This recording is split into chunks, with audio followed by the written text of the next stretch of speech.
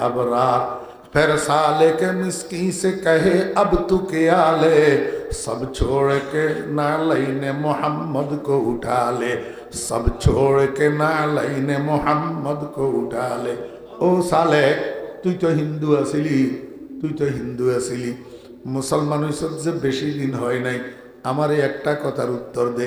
সারা দুনিয়া ভর্তি খালি জায়গা এটা যদি হীরা জওহর মণিমুক্তা দিয়া ভর্তি করি তোর এক পাশে রাখা হয় আর এক পাশে ইসলামের নবী মোহাম্মদকে রাখা হয়, এরপরে যদি তোর এখতিয়ার দেয়া হয় তুই দুনিয়া ভর্তি হীরা জওহরের টালিটা নিবি না ইসলামের নবীরে বাগে নিবি, কোনটা নিবি কো? হিন্দুর ছেলে মুসলমান হওয়া নবমুসলিম সালেকে কয়, ও দুনিয়ার মানুষেরা আমি একটুও দ্বিধা করব না, আমি সারা দুনিয়া ভর্তি হীরা জওহরের স্তূপ এটার দিকে তাকাবো না, আমি মুহাম্মদুর রাসূলুল্লাহ সাল্লাল্লাহু আলাইহি ওয়াসাল্লামের দুইখানা জুতা মোবারক বুকে জড়াইয়া নেব, দুইখানা জুতা মোবারক বুকে জড়াইয়া নেব, দুনিয়ার মানুষের দেখাইয়া দেব, ও দুনিয়ার মুসলমানের দেখ তোরা তো জন্মগত মুসলমান, আমি তো জন্মগত মুসলমান না, আমি একটা হিন্দুর ছেলে, দেখ আমার কাছে সারা দুনিয়া ভর্তি হীরা জওহরের থেকে মদিনার কামলিওয়ালা মুহাম্মদুর রাসূলুল্লাহ সাল্লাল্লাহু আলাইহি ওয়াসাল্লামের দুইখানা জুতার দাম বেশি। फिर साले के मिस्की से कहे अब तू क्या ले, सब छोड़ के नालैने मोहम्मद को उठा ले। अरे मुसलमाনের ফলারা, ও যুবকেরা, তরুণেরা, মদিনার কামলিওয়ালারে বন্ধু হিসাবে নির্বাচন করতে পারলি না, মদিনার কামলিওয়ালারে ভালোবাসতে পারলি না, ওরে হিন্দুদের দুর্গা পূজায় কেন যেতে পছন্দ করলি? আমার ভাইরা দোস্ত বাপ, মদিনার কামলিওয়ালা আরশের নিচে সেজদায় পড়ে কান্দে, আয় আল্লাহ আমাকে রহমতুল্লিল আলামিন নাম বাদ দিয়া দেন, আর নতুবা আমার উম্মতকে জাহান্নামের থেকে মুক্ত করে দেন। আল্লাহ কয়, বন্ধু আর কান্দিয়েন না, আমি আপনার সাথে ওয়াদা করলাম আপনার একটা উম্মত যদি জাহান্নামে থাকে ততক্ষণ পর্যন্ত আপনি জান্নাতে যাইবেন না, আপনি জান্নাতে যাইবেন তো যাইবেন, আপনার সমস্ত উম্মতগুলা যতক্ষণে জাহান্নামের থেকে মুক্ত হয় ততক্ষণে আপনি জান্নাতে যাবেন। আপনি যান, জাহান্নামের দ্বারে যান, আপনার উম্মতগুলাকে মুক্ত করি করি জান্নাতে পাঠাই দেন। রহমতুল্লিল আলামিন বলে মাথা উঠাবে, যাইয়া জাহান্নামের দ্বারে দাঁড়াবে, জাহান্নামের থেকে উম্মতগুলাকে উঠাইয়া উঠাইয়া জান্নাতে পাঠাইয়া শেষ করবেন। আল্লাহ পাক জিজ্ঞেস করবে, বন্ধু আর আপনার কোনো উম্মত জাহান্নামে আসেনি? রহমতুল্লিল আলামিন বলবে, মাওলা আর কোনো উম্মত আমার জাহান্নামের মধ্যে নাই। আল্লাহ পাক বলবেন, বন্ধু আপনি রহমতুল্লিল আলামিন যে কথা ঠিক, কিন্তু আলিমুম বেজাতি সুদূর তো না, আপনি তো আলিমুম বেজাতি সুদূর না, আপনি তো অন্তর্যামী না, আমি আল্লাহ অন্তর্যামী। আপনার অনেক উম্মত এমন আছে যারা বাহ্যিকভাবে ইমানদার ছিল না, কিন্তু কলিজার কোনায় একটা সরিষা পরিমাণ ঈমান তার লুপ্ত ছিল। শুধু একদিনের একটা মিনিট ব্যয় করি অন্তরের বিশ্বাসের সাথে একবার বলছিল লা ইলাহা ইল্লাল্লাহ মুহাম্মাদুর রাসূলুল্লাহ। আমি আল্লাহ সাক্ষী হইয়া গেছি, সে যে অন্তরের বিশ্বাসের সাথে একবার কালিমা পাঠ করছিল, আমি আল্লাহ সাক্ষী হইয়া রয়েছি তার কলিজার কোনায় এই সরিষা পরিমাণ ঈমানটা লুপ্ত হইয়া রয়েছে, যেটা আপনি রহমতুল্লিল আলামিন জানেন না, কিন্তু আমি আল্লাহ জানি। অতএব দেখেন এখন আমি কি করি। আল্লাহ পাক বলে, কুদরতের খাদ দিয়া জাহান্নামের মধ্যে একটা খামসি মারবেন, ওই এক খামসির ভিতরে কতগুলা উম্মতে মুহাম্মদিয়ারে উঠাইয়া এইভাবে নিক্ষেপ করে দিবেন, সবগুলা যাইয়া জান্নাতে পড়বে। এই এক খামসির ভিতরে 70,000 উম্মতে মুহাম্মদিয়া থাকবে, দুর্বল ইমানদার, যেগুলাকে আল্লাহ পাক কুদরতের খামসি দিয়া জাহান্নামের থেকে মুক্ত করে জান্নাতে ফেলে দিবে। এইবার বলবে, ও বন্ধু আমার রহমতুল্লিল আলামিন, এখন কনফার্ম আপনার কোনো উম্মত আর জাহান্নামে নাই, এবার আপনি জান্নাতে চলে যান। मुंबई शफकत बने और मैदाने उल्फत बने, सारे आलम के लिए पैगंबरी रहमत बने। আমার বেরা আমি আপনাদেরকে বুঝাইতে চেয়েছিলাম কিয়ামতের ময়দানের বিভীষিকাময় পরিস্থিতিতে একটু হিসাব নিকাশটা শুরু করার জন্য আল্লাহর কাছে সুপারিশ যে করবে, এই সুপারিশটা করার জন্য আর কেউ মুখ খোলার সাহস করবে না। কারণ এই সুপারিশ এটা হলো শফায়াতে কুবরা। শফায়াতে কুবরা মহান সুপারিশ, সবচেয়ে বড় সুপারিশ। এই সুপারিশটা করার জন্য অধিকার দিয়া রাখছেন আল্লাহ পাক রব্বুল আলামিন শুধু মুহাম্মাদুর রাসূলুল্লাহ সাল্লাল্লাহু আলাইহি ওয়াসাল্লামকে। এত বড় মর্যাদার পজিশন আল্লাহ আর কোনো নবীকে দেয় নাই, শুধু মুহাম্মাদুর রাসূলুল্লাহ সাল্লাল্লাহু আলাইহি ওয়াসাল্লামকে দান করছেন। কিসের বিনিময়ে? তাহাজ্জুদের নামাজের বিনিময়ে। আসা আইয়াবাতাকা রব্বুকা মাকামাম মাহমুদা। আমার ভাইরা দোস্ত বাব, এইবার একটা সূক্ষ্ম কথা বুঝেন। কোরআন শরীফের আয়াতের মধ্যে সিগা এক বচন, ফাতাহাজ্জাদ ওয়াহিদ মুজাক্কারে হাজার, বস আমরে হাজার মারুফ। আল্লাহ পাক এক বচন শব্দ ব্যবহার করছেন, শুধু নবীজিকে সম্বোধন করে বলছেন, নবী আপনি তাহাজ্জুদের নামাজ পড়েন। এবং পুরস্কার শুধু নবীর জন্য ঘোষণা করছেন, আসা আইয়া বা আসা কা কা কাফে খেতাব ওয়াহেদ, কাফে খেতাব ওয়াহেদ, এক বচন। তাহলে আমরা উম্মতের কথা কই কইল, আমরা যে তাহাজ্জুদের নামাজ পড়ি আমাদের কি পুরস্কার? তাফসির খুলি দেখেন, মুখাতব যদিও খাস, খেতাব কিন্তু আম। আল্লাহ পাক রব্বুল আলামিনের ঘোষণা, মুখাতব যদিও রসুলকে করছেন, সম্বোধন শুধু রসুলের প্রতি করছেন, কিন্তু খেতাবটা আম। অর্থাৎ হে নবী, আপনি তাহাজ্জুদ পড়লে আপনাকে যেরকম আমি মাকামে মাহমুদ দান করব, মর্যাদার আসন দান করব, আপনার উম্মতেরা কিয়ামত পর্যন্ত যারাই তাহাজ্জুদের নামাজ পড়বে আমি তাদেরকেও দুনিয়া এবং আখিরাত উভয় জাহানে সম্মানিত করব। ও মুসলমান ভাইরা, টাকা বেশি হইলে মানুষ সম্মানী হয়, ক্ষমতা বড় হইলে মানুষ সম্মানী হয়, সার্টিফিকেট বেশি হইলে মানুষ সম্মানী হয়, পদ বড় হইলে মানুষ সম্মানী হয়, কিন্তু এই সম্মানগুলা স্থায়ী নয়। 2 দিন আছে, 2 দিন নেই। আজকে যদি ফুলের মালা ভাগ্যে জুটে, 2 দিন পরে জুতার মালা ভাগ্যে জুটে। আমার ভাইরা দোস্ত আবার, আজকে যেই পুলিশে সেলিউট মারে, আগামীকাল সেই পুলিশে আবার হ্যান্ডকাপ লাগাইয়া ফাঁসার উপরে ফিটায়। এটার স্থায়িত্ব নেই সম্মানের। কিন্তু তাহাজ্জুদের নামাজের দ্বারা মানুষকে আল্লাহ পাক যেই সম্মান দান করে, এই সম্মান দুনিয়ার জীবদ্দশায়ও থাকে, মরণের বিছানায়ও থাকে, মরণের পরে কবরেও থাকে, কবরে হাসরের ময়দানেও থাকে। চির সম্মানের কেন্দ্র জান্নাতে আল্লাহ পাক মানুষকে সম্মানী করে এই তাহাজ্জুদের নামাজের বিনিময়ে। কারণ কি জানেননি? কারণ কি জানেননি? আরে কত চাঁদ সারে কি আরে এগুন আরো এটা লাগাই দিতে বেগুন গেছে আল্লাহ আয় আমরা তো জুত লাগে তো আই আরেক কান করিয়ে এসেছি ট্যাংতুন শুনেন। সাতার ভাইয়া বাজারে কদিন আগে কাঁচা মরিচের কেজি 500 টাকা হয়েছিল নি? হয়েছিল কিলে 500 টাকা হইল কা? আরে আমার তো শুনেন, হ্যাঁ, কাঁচা মরিচের চাষ করছে যে মানছে, এই কাঁচা মরিচের খেতে গেন অতি বৃষ্টির কারণে ভাঙি গেছে, কাঁচা মরিচের ক্ষেত ভাঙ্গা পড়ছে।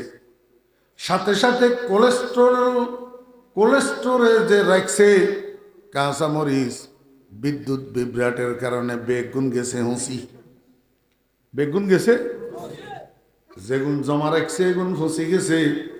নতুনভাবে অতিবৃষ্টির কারণে উৎপাদন ব্যাহত হয়েছে, যার কারণে মার্কেটে সুট পড়ছে।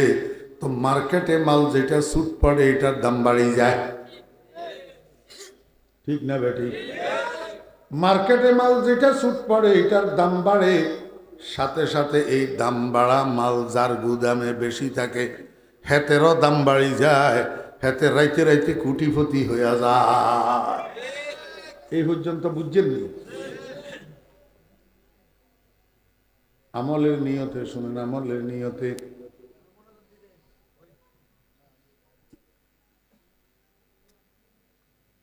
আমলের নিয়তে শুনেন, মস্কারি ঠাট্টার নিয়তে নয়, আমলের নিয়তে কাজে আইব মিয়া। হ্যাঁ, মনোযোগ সহকারে শুনেন। আর যদি মস্কারি ঠাট্টার সাথে শুনেন, ইন্নাল্লাহা ইয়ারফাউ বিহাযাল কুরআনি আকওয়ামা ওয়া ইয়াযাউ বিহি আখারিন। কোরআন এমন এক জিনিস যেটাই কেয়রে কেয়রে উপরের দিকে উঠায় আর কেয়রে নিচের দিকে নামায়, ধ্বংসস্তূপে ফেলে দে। ধ্বংসস্তূপে খবরদার মস্কারির সাথে শুনিয়েন না। মনোযোগ সহকারে খালেস নিয়তে আমলের নিয়তে শুনেন, তো ইনশাআল্লাহ উপকারে আসবে। আল্লাহ পাক সম্মান দান করবেন, না হইলে রাস্তাঘাটে বেইজ্জত হওয়া লাগবো।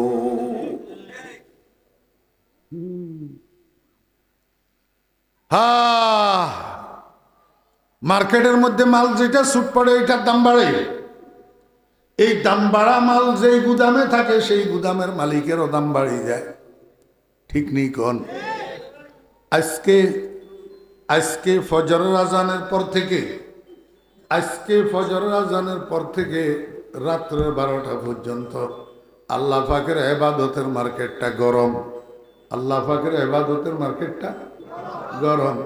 কেউ নামাজ পড়ে, কেউ রোজা রাখে, কেউ কোরআন তেলাওয়াত করে, কেউ জিকির করে, কেউ দরুদ শরীফ পড়ে।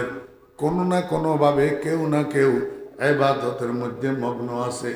কিন্তু রাত্রের 12টার পর থেকে সেহরির সময় শেষ হওয়ার আগ পর্যন্ত, রাত্রের 12টার পর থেকে ফজরের আজান দেওয়া পর্যন্ত, এই সময়টার মধ্যে আল্লাহ পাকের ইবাদতের মার্কেট ঠান্ডা হয়ে যায়। কথা বুঝছেন না বুঝেন? কারণ কি? কারণ হলো সারা দুনিয়ার মানুষ ঘুমায়। দনজন উঠে যাও। তোমাদেরকে আমি অনেকক্ষণ থেকে লক্ষ্য করতেছি, এখানে মস্কারি করতে বসছো। হ্যাঁ, কথা বলার জন্য বসছো, হাসাহাসি করার জন্য।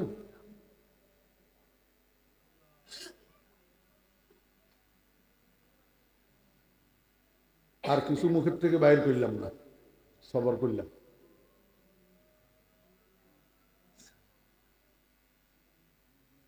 কাউকে কেউ এখানে ডাকিয়ে আনে নাই, প্রত্যেকে নিজের ইচ্ছা আসি বসছে, যার প্রয়োজন সে বসছে।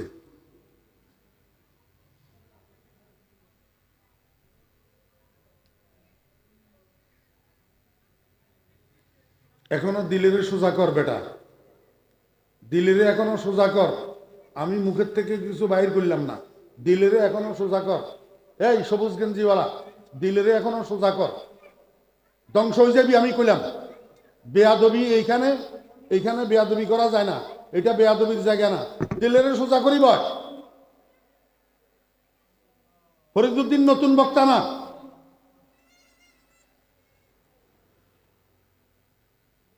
নিজেরে মোহতাজ বানায়, মুখাপেকি বানায় বয় বেটা, বেয়াদব।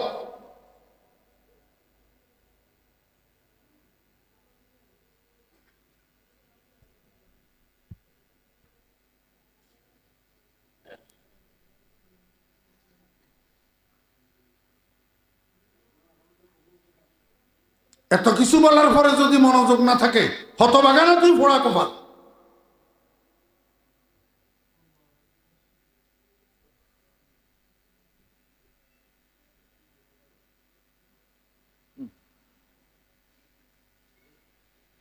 আস্তাগফিরুল্লাহ।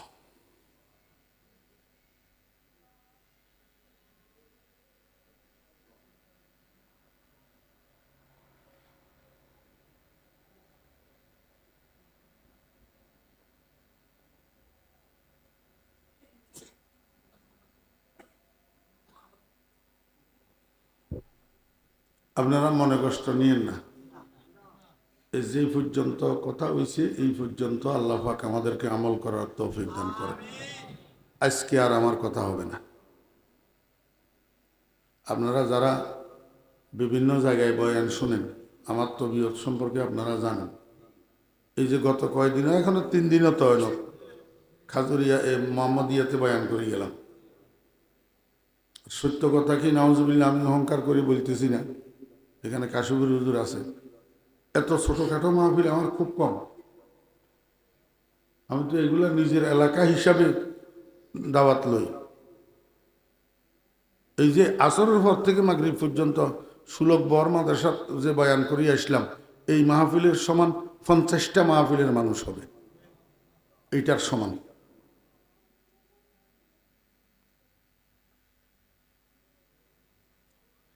ডিস্টার্ব হলে আমার সমস্ত কথাগুলা এখানে তসবিহ ছড়ার মতো গাঁথা, এগুলো এলোমেলো হয়ে যায়, আমি আর কথা বলতে পারি না। একটা টার্গেট নিয়ে কথা শুরু করি, কোথার থেকে শুরু করলাম, কোথায় নিয়ে পৌঁছাবো, কোথায় ফিনিশিং দিব, এটার সারাংশ কি, এটা মানুষের সামনে উঠাই ধরা হইলো আমার কাজ। আমি তো কতক্ষণ এদিকে গোল্লাছুট মারি না। শুরু থেকে শেষ পর্যন্ত কথা একটা সূত্রে গাঁথা থাকে।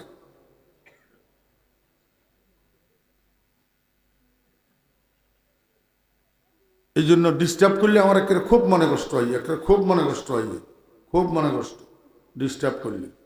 মান আনম কেমন দানম, আমি কোথার থেকে কোথায় যাইতেছি এটা আপনারা কোনো কেউ জানেন না। আমার শরীরের অবস্থা কি, আমি প্রতিদিন সন্ধ্যায় 10-12টা ট্যাবলেটে ক্যাপসুলে খাইতে হয়। আগামীকাল জোহরের পর লাম্বুরহাট মাদ্রাসার জলসা, মাগরিবের পরে বয়ান সারিয়া মাদ্রাসার, এশার পর 10টার সময় বয়ান চন্দ্রকোনা ইউনুসিয়াত। আমার ঘুম কোথায়, আমার রেস্ট কোথায়, আমার আরাম কোথায়?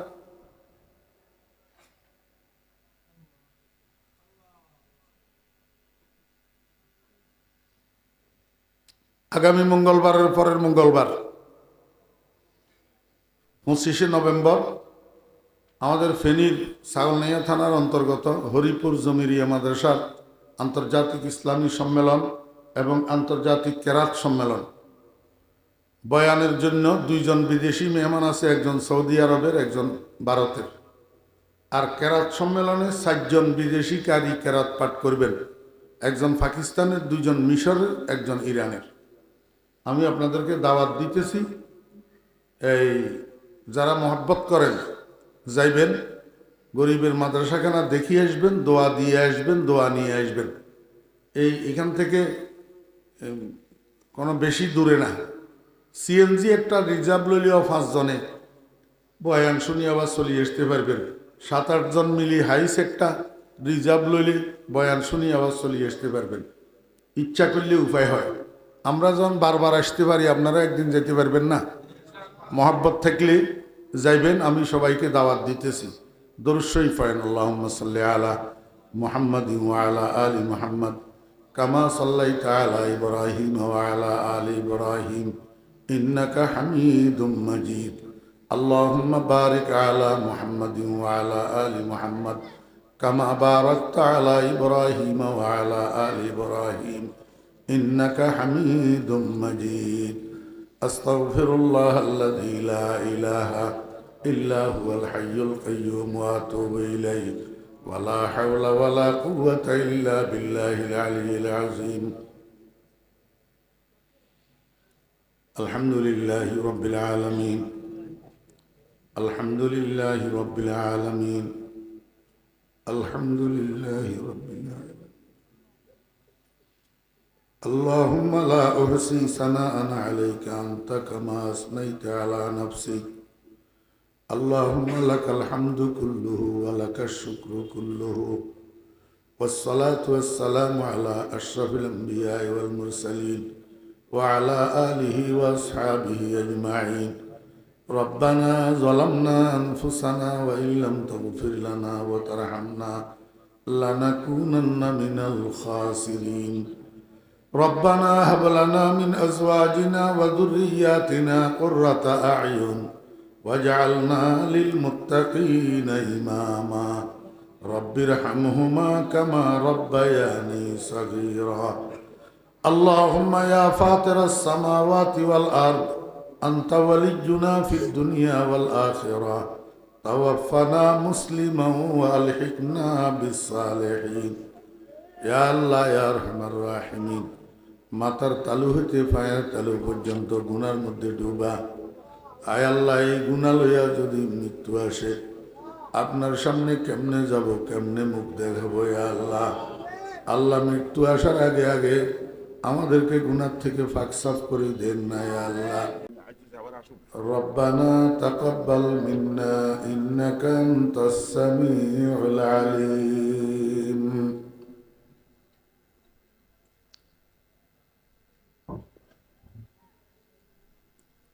মুআজ্জাজ উলামায়ে কেরাম, সমাবেত দিনদার মুসলমান ভাইয়েরা, পর্দার আড়ালের সম্মানিতা পর্দানশী মা ও বোনেরা, মহান আল্লাহ রাব্বুল আলামিনের অপরিসীম দয়ার ইহসান আল্লাহ রাব্বুল আলামিন আমাদেরকে আজ 14ই নভেম্বর 2025 ইংরেজি তারিখে নোয়াখালী জেলার সেনবাগ থানার অন্তর্গত সাতারপাইয়া পশ্চিম বাজারস্থ মাহাদুল কোরআন আল করিম বাংলাদেশ কর্তৃক আয়োজিত আজকের এই মহতী দস্তারবন্দি ও আজ মাহফিলে আমাদেরকে অংশগ্রহণ করার তৌফিক দিয়েছেন। এই জন্য আমরা সবাই মহান রব্বুল আলামিনের শুকর আদায় করি, আলহামদুলিল্লাহ। আল্লাহ পাক কোরআন শরীফের মধ্যে বলছেন, ওয়ামা খালাকতুল জিন্না ওয়াল ইনসা ইল্লা লিয়াবুদুন, আমি জিন এবং ইনসানকে সৃষ্টি করি নাই মগর এই জন্য সৃষ্টি করছি যে তারা যেন আমার ইবাদত করে। এবার বুঝে থাকলে বলুন, জিন এবং ইনসানকে আল্লাহ পাক কি উদ্দেশ্যে সৃষ্টি করছেন? সবাই বলেন।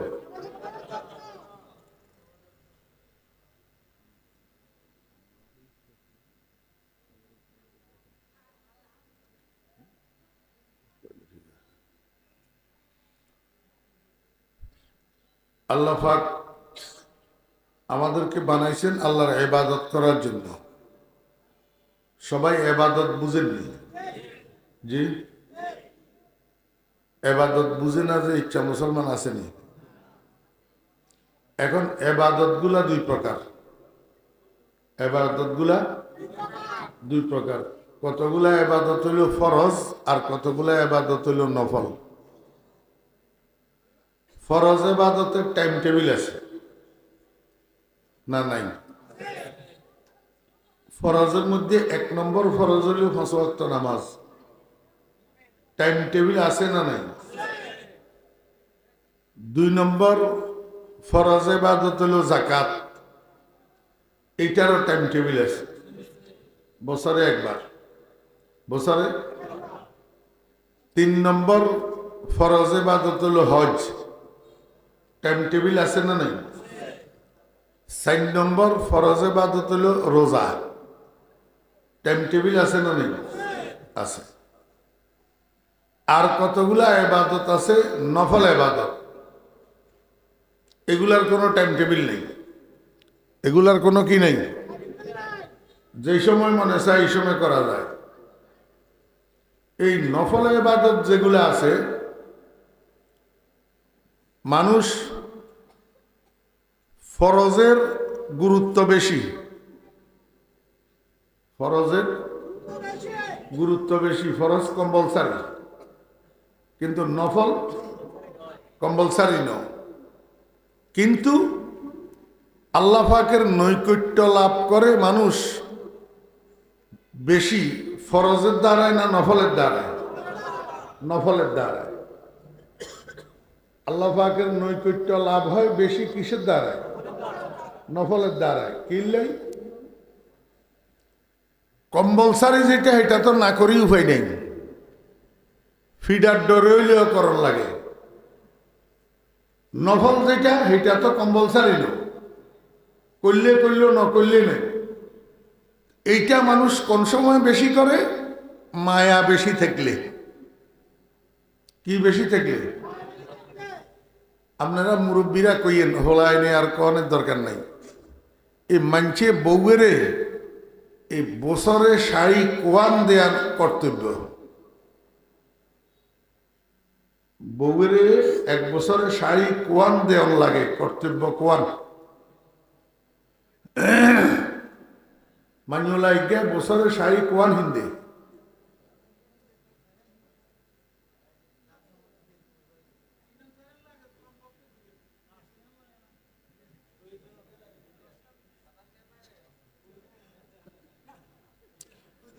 আচ্ছা এবারে শুনেন, আপনারা তো কোন আল্লাহ এক, রসুল এক, কোরআন এক, কিতাব এক, হুজুরের মধ্যে এত মত কা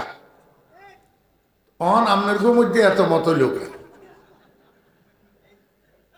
আপনারা তো এইডি ঝগড়া লাগিয়ে গেছেন দুই। হ্যাঁ আমি কই যাতে গরিব হেতে বছরের এই মাথা সেই মাথা 2 দিলে সারে।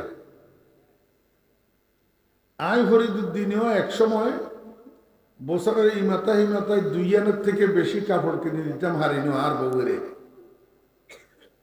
এই 2 কাপড় দিয়ে বছর কাটাইছে। যাদের করতে আরেক কেনা সামর্থ্য বেশি আছে এতরা সাইরানদের, যাদের করতে আরেক কেনা সামর্থ্য বেশি আছে এতরা সোয়ান হিন্দার, যাদের করতে আরেক কেনা সামর্থ্য বেশি এতরা আস্টিয়ান হিন্দার। এই 30 খান শাড়ি শোকেসের মধ্যে জমা থাকুন, এটা কি কর্তব্যের আওতায় পড়েনি? আপনার দেশের সাহাবের বউগলের শোকেসের মধ্যে 20-30 খান শাড়ি জমা আছে না নাই? আরে আই হাগলা ইয়ার বলতে অত মনে হয় 40 খান আছে। ইয়ার হরেও 3 দিন হরে হরে একবার করে একখান আনিয়েন জায়গাতে একখান শাড়ি। কথা ঠিক নেবে ঠিক? ইঞ্জিনিয়ার সাহেব ঢাকা যার, ইঞ্জিনিয়ার সাহেবের বউয়ের শোকেসের মধ্যে 25 খান আছে শাড়ি জমা। যাইবের সময় বউয়ে কয় যে ইঞ্জিনিয়ার সাহেব আইতে আল্লাহ একেন বেনারসি আনিও, একেন কি আনিও? বেনারসি। এখন বেনারসি ইঞ্জিন শত কামের ভিতর দিয়াও ইঞ্জিনিয়ার সাহেবের 10,000 টাকা দিয়ে বেনারসি কেন লইছে জি। এখন এইটা বাড়িতে আনি বউরে দিলে বউ খুশি বেশি হয় না কম? বেশি। কিনলেই এটা কোনো ইঞ্জিনিয়ার সাহেবের কর্তব্যের আওতায় পড়ে না। এই বেনারসি ইঞ্জিন আজকে না আনলে বউয়ে বাপের বাড়ির যাই ইঞ্জিনিয়ার সাহেবের বিরুদ্ধে নালিশ করতে হইত, বোর্ড অফিসে চেয়ারম্যান সাহেবের কাছে বিচার দিতে হইত। যেতে শুনবো হেতে করবো তোতে শাড়ি আছে কোয়ান হুঁচিস কেন, তুমি তো পাগল নি কেন, তুমি আবার বিচার দিতে আইসো ঠিক না করবো নি না? কিন্তু তাহলে মানুষের মন খুশি হয় কর্তব্য পালন করার দ্বারায় না কর্তব্যের বাহিরে কাজ করার দ্বারা? কথা বুঝছেন নি না? বুঝলেন? আপনারা ধান লাগাই বেল্লাই, ধান কাট বেল্লাই কামলা ধরা আননি তো কামলার কামকরণের পিরিয়ড কতক্ষণ হইতে কতক্ষণ পর্যন্ত? বিয়াঞ্জা হানিবাদ খাই শুরু করে, হানিবাদ খাই আসরের আজান দেওয়া পর্যন্ত কাম করব। এখন আপনার হিক্কা জমিন রয়ে গেছে, হিক্কা বুঝেন রোয়ার বেল্লাই জমিন রেডি করছে যে এখন কামলা হাজগাই মিলিয়ে আসর পর্যন্ত এটা রোয়া রুই শেষ করতো আরে ন রুইতে রুইতে রুইতে রুইতে মাগরিবের আজান দি, মাগরিবের নামাজের টাইম যাই, এশার আজান দিছে আর তো শেষ হয়েছে। কি হয়েছে? শেষ হয়েছে। হইলা নম্বরে গৃহস্থ সাতার ভাইয়া বাজারে লই যাই হোটেলে, কজে টাইট করি খা যাতে যা খাইতি আরস, যাতে যা খাইতি আরস। এবারে বেতন হয়েছে ডেলি 500 জনপতি, দিছে 1100 করি, 100 টাকা বেশি। কিনলেই ওই কর্তব্যের বাহিরে কাজ করার দ্বারা মালিকের মনটা কি গেছে? খুশি হয়ে গেছে। ঠিক তদ্রূপ ফরজ হলেও কর্তব্য নিবানো, আর নফল হইল কর্তব্যের বাহিরে উদ্বৃত্ত কাজ।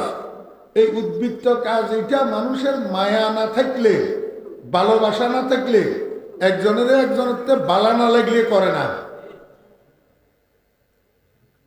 কর্তব্যের বাহিরে মানুষ কাজ করে কোন সময়? যখন মহাব্বত থাকে। যখন কি থাকে? মহাব্বত থাকে। ফরজ তো যেতে হাতে আদায় করব, যেহেতু এটা কর্তব্য। কিন্তু নফল হগলে হরে না। নফল অগুনে হরে যেগুনের ভিতরে আল্লাহর মহাব্বত আছে। এই জন্য আল্লাহ পাক রব্বুল আলামিন হাদিসে কুদসির মধ্যে ইরশাদ করেন, ইয়াতাকাররাবু ইলাইয়াল আবদু বিন নওয়াফিল, নফলের দ্বারায় আমার বান্দারা আমার নৈকট্য অর্জন করে। আমার নৈকট্য কি করে? তাহলে আল্লাহর ইবাদত দুই প্রকার, কতগুলা ফরজ আর কতগুলা নফল। এই নফল ইবাদতের মধ্যে একটা হচ্ছে জবানি ইবাদত আর একটা হচ্ছে জিসমানি ইবাদত। নফল ইবাদত একটা মুখের দ্বারাই হয় আর একটা শরীরের দ্বারাই হয়। মনোযোগ আছে নি? মনে থাকবো নি? হ্যাঁ, মুখের দ্বারাই নফল ইবাদত যেটা হয়, এটার মধ্যে শ্রেষ্ঠ হইল জিক্রুল্লাহ। কি জিক্রুল্লাহ? মানে আল্লাহ জিকির, আল্লাহ জিকির। আর শরীরের দ্বারাই যে নফল ইবাদত করা হয়, এটার মধ্যে শ্রেষ্ঠ হইল সালাতুত তাহাজ্জুদ, তাহাজ্জুদের নামাজ। তাহাজ্জুদের নামাজ। এখন এই যুগের আখেরি জামানার মুসলমান ভাইয়েরা তাহাজ্জুদ নামাজ কি এর কয় চিনি হতো না। সারা জীবনে একদিন তাহাজ্জুদ পড়ে না যে এমন মুসলমান বুড়ে বুড়ে আছে না? নাই, একদিনও পড়ে না, একদিনও পড়ে না। অথচ এই দুইটা ইবাদত, একটা তাহাজ্জুদ আর একটা জিক্রুল্লাহ, এই দুইটা ইবাদতের দ্বারা বড় বড় দুইটা পুরস্কার কনফার্ম হয়। দুইটা ইবাদতের দ্বারা বড় বড় দুইটা পুরস্কার কি হয়? কনফার্ম হয়। জিক্রুল্লাহর দ্বারা জান্নাত কনফার্ম হয়, বেহেশত কনফার্ম, বেহেশত কনফার্ম। আর তাহাজ্জুদের নামাজের দ্বারাই দুনিয়া আখিরাতের সম্মান কনফার্ম হয়। দুনিয়া আখিরাতের আমরা দুনিয়ার মানুষ বেগুনি এখন সম্মান চাইনি। রহমত আলী, সমদ আলী, সেরুমিয়া, রেজুমিয়া ব্যাকে তো সম্মানের জীবন যাপন করতে চায়, অসম্মানের জীবন কেউ চায় না। কিন্তু সমস্যা হইল সম্মানের কাজ তোয়াই হয় না। সম্মান চায় কিন্তু সম্মানের কাজ টোকাই হয় না, সম্মানের কাজ করতে পারে না। সম্মানের কাজ কি?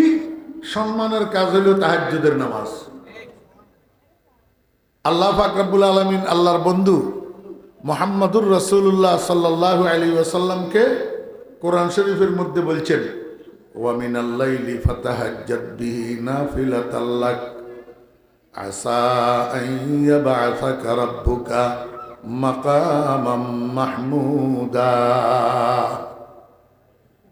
ও আমার বন্ধু মুহাম্মদ সাল্লাল্লাহু আলাইহি ওয়াসাল্লাম, যে সূর্যাস্ত থেকে সূর্য উদয় পর্যন্ত, সূর্য ডুবা হইতে উঠা পর্যন্ত, এই জ্ঞানের নাম রাইট। জ্ঞানের নাম কি? রাইট। রাইতের একটা নির্দিষ্ট সময়ের মধ্যে, রাইতের একটা নির্দিষ্ট সময়ের মধ্যে আপনি তাহাজ্জুদের নামাজ পড়েন। তাহাজ্জুদের নামাজ পড়বেন, যে এটা আপনার জন্য ফরজ নাফিলাত আল্লাহ, এটা আপনার জন্য উদ্বৃত্ত নামাজ, বাড়তি নামাজ। মাঝখানে একটা কথা কই আলেমদের জন্য, যদিও আল্লাহ পাক নাফিলাত আল্লাহ বলছেন, কিন্তু নফল আমাদের জন্য তাহাজ্জুদ, রাসূল আকরাম সাল্লাল্লাহু আলাইহি ওয়াসাল্লামের জন্য তাহাজ্জুদ ওয়াজিব ছিল। রাসূলুল্লাহ সাল্লাল্লাহু আলাইহি ওয়াসাল্লামের জন্য তাহাজ্জুদ কি ছিল? ওয়াজিব ছিল। এখন প্রশ্ন দাঁড়ায়, তাহাজ্জুদ ওয়াজিব কেমনে হইল? ওই যে ফাতাহাজ্জাদ আমরের সিগা, আল আমরুলিল ওজুব, এই আমরের কারণে নবীজির জন্য তাহাজ্জুদ ওয়াজিব হয়ে গেছে। তাহলে হরদিন নাফিলাত আল্লাহ কইল যে এবারে সাংঘর্ষিক হয়ে গেল না? আগে সাব্যস্ত হইল ওয়াজিব, পরে কইল নফল। এখানে নফল মানি ইসতিলাহি নফল এখানে নফল শব্দের অর্থ হলো বাড়তি। নফল শব্দের অর্থ কি? বাড়তি। 5 ওয়াক্ত নামাজ হে রসুল আপনার জন্য কম্পালসারি, আর তাহাজ্জুদটা 5 ওয়াক্ত নামাজের উপরে দিয়ে বাড়তি নামাজ, কিন্তু ওয়াজিব। কিন্তু কি? আল্লাহ পাক রব্বুল আলামিনকে বন্ধু, যদি আপনি তাহাজ্জুদের এই বাড়তি নামাজটা রাত্রের একটা নির্দিষ্ট অংশে আদায় করেন, আসা আন ইয়াবআসাকা রাব্বুকা মাকামাম মাহমুদা, অতি নিকটবর্তী সময়ে কিয়ামতের ময়দানে আল্লাহ পাক রব্বুল আলামিন আপনাকে একটা মর্যাদার আসন দান করবেন, একটা সম্মানের পদ দান করবেন, যেটা শুধু কিয়ামতের ময়দানে আপনার জন্য আর কারোর জন্য নয়। অন্য কোনো নবী রসুলকে আল্লাহ পাক রব্বুল আলামিন এই মর্যাদার আসনটা দিবেন না, শুধু আপনাকে দান করবেন। কিসের বিনিময়ে? তাহাজ্জুদের নামাজের বিনিময়ে। এই মর্যাদার আসন এটা কি? এটা মকামে শাফাআতে কুবরা। মকামে শাফাআতে, আমার বেরা দোস্ত আহবাবেরা, কিয়ামতের মাঠের পরিস্থিতি হবে বড় ভয়াবহ। দুনিয়াতে একটা মাত্র সূর্য, আখেরাতে কিয়ামতের মাঠে 7টা সূর্য হবে। দুনিয়ার সূর্যটা পৃথিবী থেকে 9,30,00,000 মাইল উপরে। কিয়ামতের মাঠে 7টা সূর্য মাথার 1 থেকে 1.25 হাত উপরে ফিট করা হবে। দুনিয়ার সূর্য তার বুকের দিক উপরের দিকে, ফিটের দিক নিচের দিকে। দুনিয়ার সূর্যটার 2 পাশে আল্লাহ পাকের 2 জন ফেরেশতা নিয়োজিত আছে। আল্লাহ পাক বলছেন, ও ফেরেশতারা, তোমরা দুজন লাগাতার সূর্যের উপরে বরফ ছিটাইতে থাকো। 1 সেকেন্ডের জন্য তোমাদের বরফ ছিটানো যদি বন্ধ হয়, এই সূর্যের তাপে আমার বান্দাদের বসবাসের জায়গা দুনিয়া জ্বলিয়া ছাই হইয়া যাবে, বসবাসের উপযোগী আর থাকবে না। আমার এই এত কিছুর পরে একটা সূর্যের তাপে জুন জুলাই মাসের গরমে মানুষের জিব্বা বাইর হইয়া যায়। কুকুর পর্যন্ত গরমের চোটে খালের ভিতরে নামি জিব্বা বাইর করে দিয়ে দাঁড়ায় থাকে গরমের কারণে। এখন কিয়ামতের ময়দানে 7 সূর্যের তাপ কেমন হবে? দুনিয়ার জমিন হইল মাটির, আর কিয়ামতের ময়দানে ভূমি হবে তামার। মাটির স্বভাব হইল মাটি ঠান্ডা, মাটি আস্তে গরম হয়, মাটি নম্র, মাটি ভদ্র, মাটি বিনয়ী, মাটি সহনশীল, মাটি পরোপকারী। দোস্ত আহবাবেরা, এই জন্যই তো আল্লাহ পাক রব্বুল আলামিন আল্লাহর বানানো 4 মূল ধাতুর থেকে মাটি দিয়া মানুষ বানাইছেন। আগুন দিয়া বানাই নাই, পানি দিয়া বানাই নাই, বাতাস দিয়া বানাই নাই। কারণ আগুনের মধ্যে মানুষের ক্ষতি করার স্বভাব আছে, যেখানে লাগে জ্বালাইয়া পোড়াইয়া ছারখার করে দে। বাতাসের মধ্যে মানুষের ক্ষতি করার স্বভাব আছে, যেখান দিয়ে প্রবল গতিতে উড়ে সেখান দিয়ে সব কিছু উড়াইয়া তছনছ করে দে। পানির মধ্যে মানুষের ক্ষতি করার স্বভাব আছে, যেখান দিয়ে প্রবল স্রোতে গড়ায় সব কিছু ভাসাইয়া বঙ্গোপসাগর নিয়ে যায়। একমাত্র ধাতু মাটির মধ্যে মানুষের ক্ষতি করার স্বভাব নাই, বরং মানুষের উপকার করার স্বভাব। মাটিয়ে কয়, ও দুনিয়ার মানুষেরা, তোরা আমার ভিতরে খনন করি পায়খানা বানা, আমার ভিতরে খনন করি পেশাবখানা বানা, আমার বুক সিঁড়ি বোরিং করি তলদেশ থেকে খাওয়ার পানি উঠা। তোরা আমার ভিতরে খনন করি গড় বানা, ফিলার বানা, খুঁটি গাড় আমার ভিতরে খনন করি। যত খনিজ সম্পদ আমার ভিতরে আল্লাহ রাখছে এগুলা উদ্ধার কর। আমার উপর দিয়া জুতা ফাঁয়ে দিয়া সারা দুনিয়া পদদলিত করি বেড়া। আমি কোনো সময় উহু করব না, আমি কোনো সময় বাধা দেব না। কারণ আমারে আল্লাহ বানাইছে ভদ্র বানাইয়া, নম্র বানাইয়া। এই এত কিছুর পরে একটা সূর্যের তাপে জুন জুলাই মাসের গরমে মানুষের জিব্বা বাইর হইয়া যায়। কুকুর পর্যন্ত গরমের চোটে খালের ভিতরে নামি জিব্বা বাইর করে দিয়ে দাঁড়ায় থাকে গরমের কারণে। এখন কিয়ামতের ময়দানে 7 সূর্যের তাপ কেমন হবে?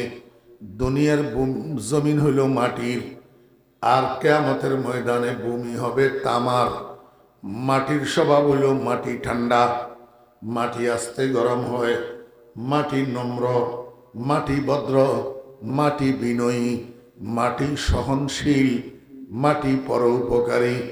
দোস্ত আহবাবেরা, এই জন্যই তো আল্লাহ পাক রব্বুল আলামিন আল্লাহর বানানো চার মূল ধাতুর থেকে মাটি দিয়া মানুষ বানাইছেন, আগুন দিয়া বানাই নাই, পানি দিয়া বানাই নাই, বাতাস দিয়া বানাই নাই।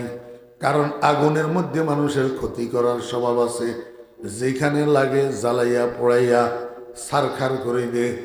বাতাসের মধ্যে মানুষের ক্ষতি করার স্বভাব আছে, যেখান দিয়ে প্রবল গতিতে উড়ে সেখান দিয়ে সব কিছু উড়াইয়া তছনছ করে দে। পানির মধ্যে মানুষের ক্ষতি করার স্বভাব আছে, যেখান দিয়ে প্রবল স্রোতে গড়ায় সব কিছু ভাসাইয়া বঙ্গোপসাগর নিয়ে যায়। একমাত্র ধাতু মাটির মধ্যে মানুষের ক্ষতি করার স্বভাব নাই, বরং মানুষের উপকার করার স্বভাব। মাটি কয়, ও দুনিয়ার মানুষেরা, তোরা আমার ভিতরে খনন করি পায়খানা বানা, আমার ভিতরে খনন করি পেশাবখানা বানা, আমার বুক সিঁড়ি বোরিং করি তলদেশ থেকে খাওয়ার পানি উঠা। তোরা আমার ভিতরে খনন করি গড় বানা, ফিলার বানা, খুঁটি গাড় আমার ভিতরে খনন করি। যত খনিজ সম্পদ আমার ভিতরে আল্লাহ রাখছে এগুলা উদ্ধার কর। আমার উপর দিয়া জুতা পায়ে দিয়া সারা দুনিয়া পদদলিত করি বেড়া। আমি কোনো সময় উহু করব না, আমি কোনো সময় বাধা দেব না। কারণ আমারে আল্লাহ বানাইছে ভদ্র বানাইয়া, নম্র বানাইয়া, সহল। এই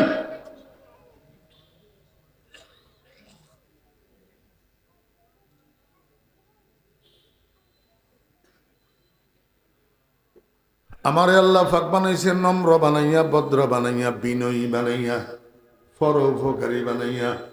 আমার ভাইয়েরা, মুসলমান ভাইয়েরা, এই মাটি দিয়া মানুষ বানাইল আল্লাহ কি জন্য? এখন মানুষের স্বভাব চরিত্র কি?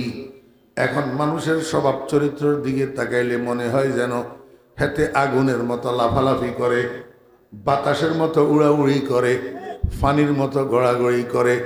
হেতের দ্বারায় মানুষের উপকার হওয়া তো দূরের কথা, প্রতিনিয়ত মানুষের ক্ষতি হয়।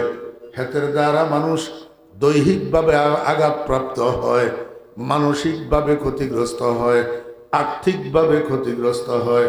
আল্লাহ কয়, বান্দা, মনে হয় তুই তোর সৃষ্টির ধাতুর কথা ভুলে গেছ, জীবনের ইতিহাসের কথা ভুলে গেছ। এই জন্য তোর আব্বা মারা গেলে, তোর মা মারা গেলে, তোর ভাই মারা গেলে, তোর আত্মীয় মারা গেলে, তোর নেতা মারা গেলে, কবরের ভিতরে যে সময় মাটি দিবি সেই সময় নিজের জীবনের ইতিহাসটাকে আর একটু স্মরণ করি আয় কবরস্থান থেকে। মিনহা খালাকনাকুম ওয়া ফিহা নুঈদুকুম ওয়া মিনহা নুখরিজুকুম তারাতান উখরা। আল্লাহু আকবার। আমার বেরা দোস্তাবাব, আমি আপনাদেরকে বুঝাইতে চেয়েছিলাম মাটি ঠান্ডা। মাটি কোনো দিক থেকে তাপ পাইলেও গরম হইতে দেরি হয়, আস্তে আস্তে গরম হয়। আবার তাপ বন্ধ হইয়া গেলে তাড়াতাড়ি ঠান্ডা হয়ে যায়। কিন্তু তামা সেরকম না। তামা কোনো দিক থেকে একটু তাপ পাইলে তাড়াতাড়ি গরম হইয়া যায়, আবার একবার গরম হইতে পারলে সহজে ঠান্ডা হইতে চায় না। এই তামার জমিন হবে কিয়ামতের মাঠ। সাত সূর্যের তাপ, নিচে তামার জমিন। গরম হইয়া যখন পায়ের তালুতে গরম লাগবে, এই গরমের চোটে মাথার মগজগুলা গরম হইয়া উতলাইতে থাকবে, গলিয়া টপ টপ টপ টপ করে ফোটা ফোটা মাথার মগজগুলা নাকে দিয়া পড়বে। মুসলমান ভাইরা, একটা কথাও আমি নিজের থেকে বলতেছি না, সবগুলা সরকার দো আলম জনাব মুহাম্মদুর রাসূলুল্লাহ সাল্লাল্লাহু আলাইহি ওয়াসাল্লাম হাদিস শরীফের মধ্যে বলছেন। এবার এটা তো গেল গরমের বিষয়, আরো একটা বিষয় আছে যেটা কোরআন শরীফের মধ্যে আল্লাহ বলছেন, ইয়া আইয়ুহান নাসু তাকু রাব্বাকুম ইন্না জালজালাতাস সাআতি শাইউন আযীম ইয়াউমা তারাউনাহা তাযহালু কুল্লু মুরদিআতিন আম্মা আরদাআত ওয়া তাযাউ কুল্লু যাতি হামলিন হামলাহা ওয়া তারান নাসা সুকারা ওয়া মা হুম বিসুকারা ওয়ালাকিন্না আযাবাল্লাহি শাদীদ। আমার মুরব্বিয়ানে কেরাম, আপনারা তো নিশ্চয় ভূমিকম্প দেখছেন জীবনে, বারবার ভূমিকম্প, জীবনে বারবার ভূমিকম্প দেখছেন। দোস্ত, একটা ভূমিকম্প, সবচেয়ে বড় ভূমিকম্প কতটুক, যেটা রিক্টার স্কেলে 8 বা 8.5 মাত্রার হইয়া থাকে, সবচেয়ে বড় ভূমিকম্প। আমার বেইরা দোস্ত আবাব, 1 মিনিটও পুরানা, কয়েক সেকেন্ড। এই কয়েক সেকেন্ডের বড় একটা ভূমিকম্প যদি জমিনে হয়, এক এক এলাকা মেসমার হইয়া যায়। ইরানের বাম শহর 7 মাত্রার ভূমিকম্পে মেসমার হইয়া গেছে, 50,000 মানুষ একসাথে মারা গেছে। ভারতের আজাদ কাশ্মীর শহরটা আল্লাহু আকবার ভূমিকম্পে মেসমার হইয়া গেছে। অল্প কয়েক সেকেন্ড, এরপরে আর নাই, এরপরে আর নাই। আল্লাহ পাক রব্বুল আলামিন কয়, দুনিয়ার মানুষেরা, কিয়ামতের মাঠে একটা কম্পন, একটা ভূমিকম্প লাগাতার চালু থাকবে, বন্ধ হবে না। বন্ধ? কবরের থেকে যখন মানুষগুলা কিয়ামতের মাঠে উঠবে, এই উঠি কোথাও স্থিরভাবে দাঁড়াইতে পারবে না। যেখানে দাঁড়াইতে যায় এখানে খালি ডুলে, ডুলনের কারণে স্থির হয়ে দাঁড়াইতে পারে না।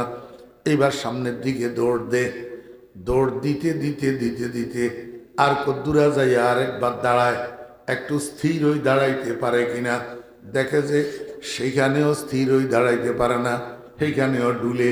এবার সামনের দিকে আবার দৌড় দে, আর কদ্দুর যাইয়া দাঁড়াইতে চায়, দেখে সেইখানেও ডুলাডুলি বন্ধ নাই, ডুলাডুলি চলতে আছে। এইভাবে কিয়ামতের মানুষেরা একটু স্থিরভাবে দাঁড়ানোর জন্য একটা স্থির জায়গার তালাশে গোটা কিয়ামতের মাঠ দৌড়াইয়া বেড়াবে, পাগলের মতো হইয়া যাবে, পাগলের মতো। আল্লাহ কয়, এদেরকে দেখলে মদ খাওয়া মাতালের মতো মনে হবে। আসলে কিন্তু কিয়ামতের মাঠে মদ কোথায় পাবে, মাতাল কেমনে হবে?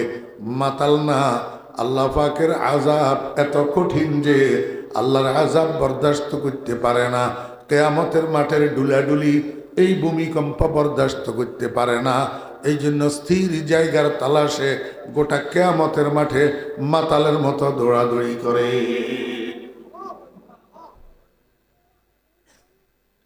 আমি একটা উদাহরণ দিতাম নিয়মে করে। চোরের দড়ি পুলিশে প্রথমে কন্ডে লই যায়, থানা হাজতে, থানা হাজতে দুইটা জিনিস প্রসিদ্ধ, একটা হইল পেশাবের গন্ধ আর একটা হইল মশা। একটা হইল পেশাবের গন্ধ আর একটা মশা। এই দুইটা তো লাগাতার শাস্তি আছে। মনে হয় যেন হাজতখানার ভিতরে পুলিশেরা মশা এবং পালে আসামির ঘুরে কামড়াই বেল্লাই, বুঝছি থেকে পেশাবের গন্ধ হেডে কন্তু না, ইয়া আল্লাহ জানে। আমার বেয়েরা দোস্ত আবার এমনি পেশাবের কটকুট দেয় অস্থির, ইয়ার উপরে খালি কামড়ায় মশায়। আবার কতক্ষণ ভরে ভরে পুলিশ গিয়া ডান্ডাই গেল, ইয়াই কয়, শালার বেটা ক তোর লগে আর কোন আসি, কতক্ষণ মারে, হেতে এবারে মারি বার হয়ে যায় গই, কতক্ষণ ভরে আরি গিয়া ইয়ে ডান্ডাই গেলই, হেতে এবারে কতক্ষণ মারে, হেতে এবারে বার হয়ে যায় গই, আর কতক্ষণ পরে ওসি আইয়ে কয় তোর গো ফিডায় যাই ভাই মুখ খুলতো নো, আমারে দে, আমি একনা কতক্ষণ চেঁচিলই। এবারে সরাইয়া কয়, ওসি সাহেব আমারে একনা মেহরবানি করি সালাম করি দেন, আমারে কোর্টে তোলেন। বাড়িতে গেলেও গেলাম, জেলখানাত গেলেও গেলাম, যেটা বিচার হয় এটা মাথা পেতে মানে নিমু, কিন্তু এই হাজতখানার ভিতরে আপনার লাতি উষ্টা এগুলা আর বরদাস্ত হইতেছে না।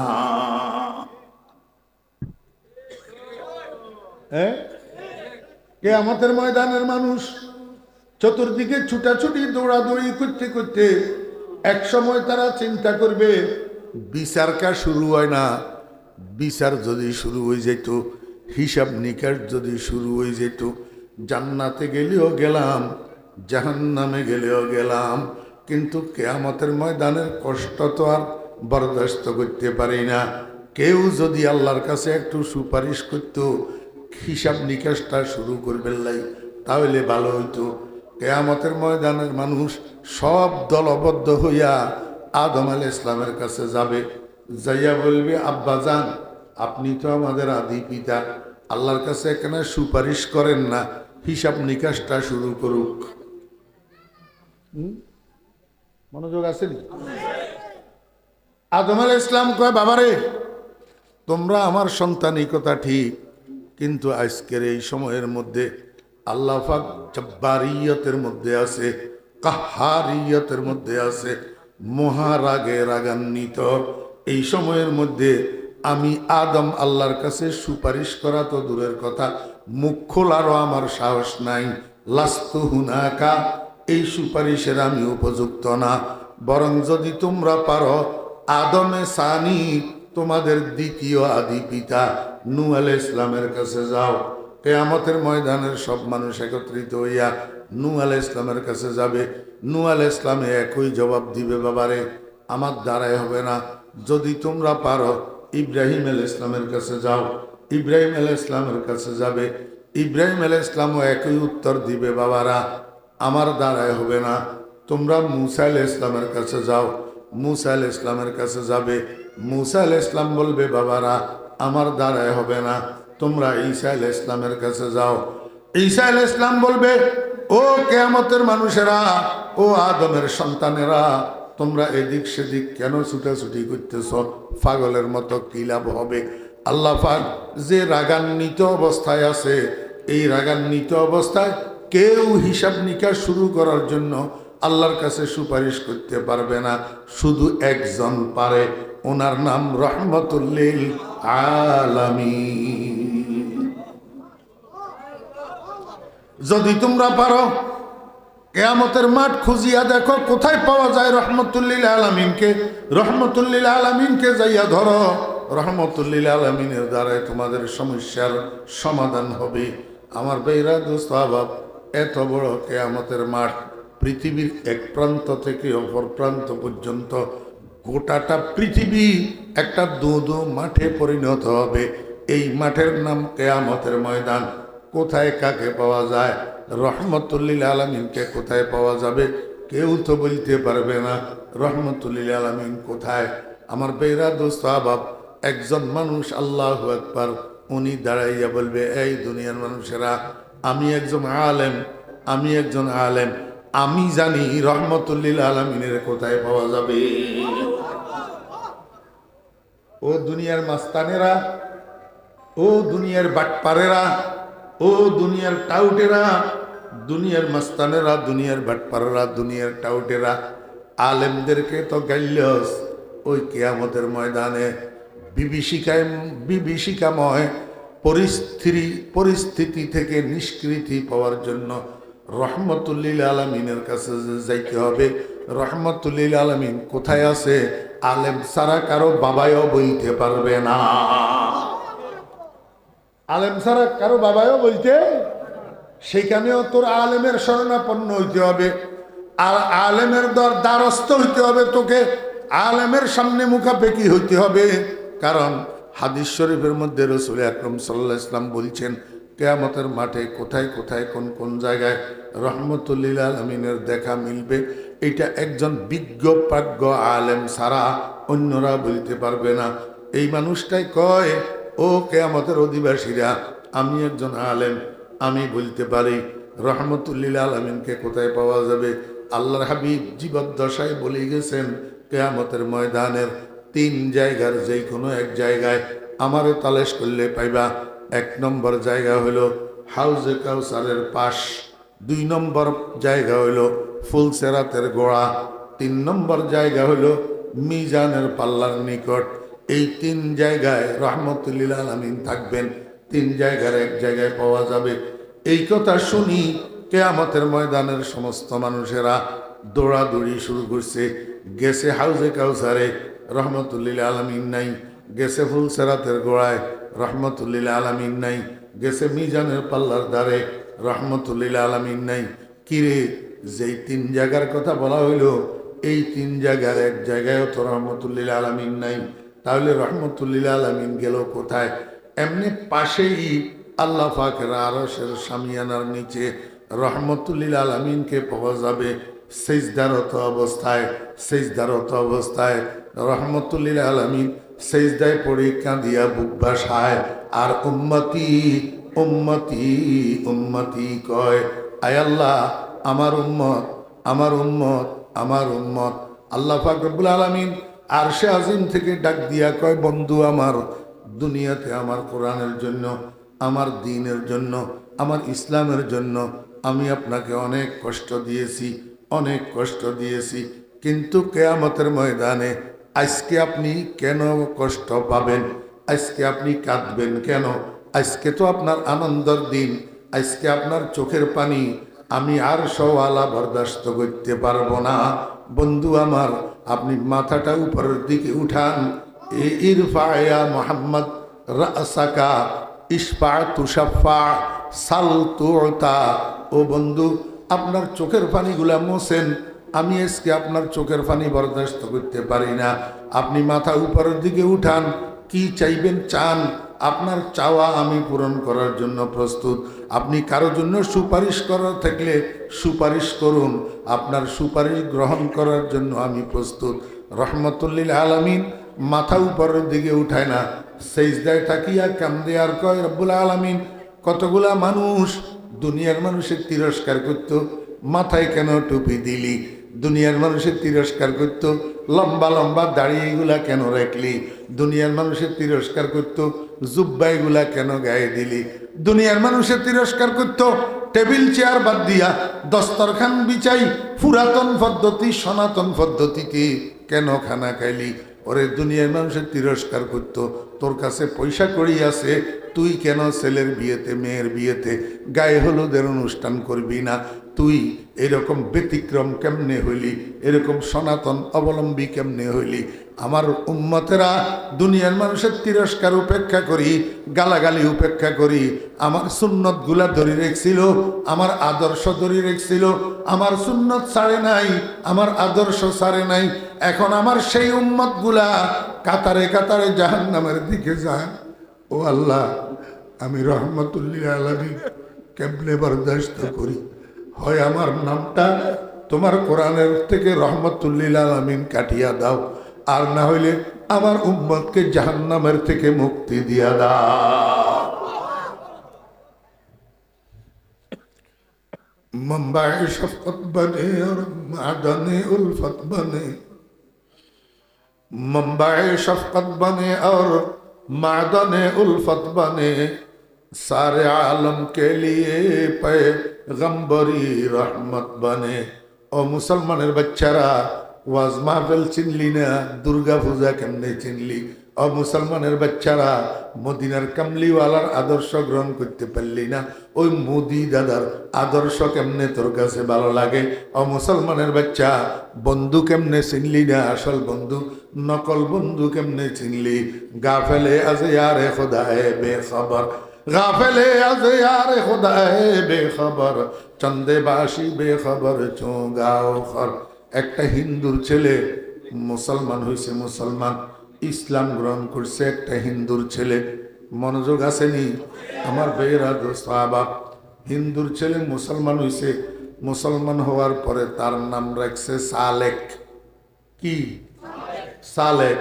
এই সালেকের একজনে জিজ্ঞাসা করে, ও সালেক, যদি আল্লাহু আকবার আসমান থেকে জমিন পর্যন্ত পুরাটা তোর জন্য যদি হীরা জওহরের পাহাড় বানাই দেওয়া হয়, गर फर्श से तार से हो एक माले का अंबार, और शर्क से ता गर्ब हो पर दरहम दीनार, हर जर्रा हो दुर और वे फारस बने को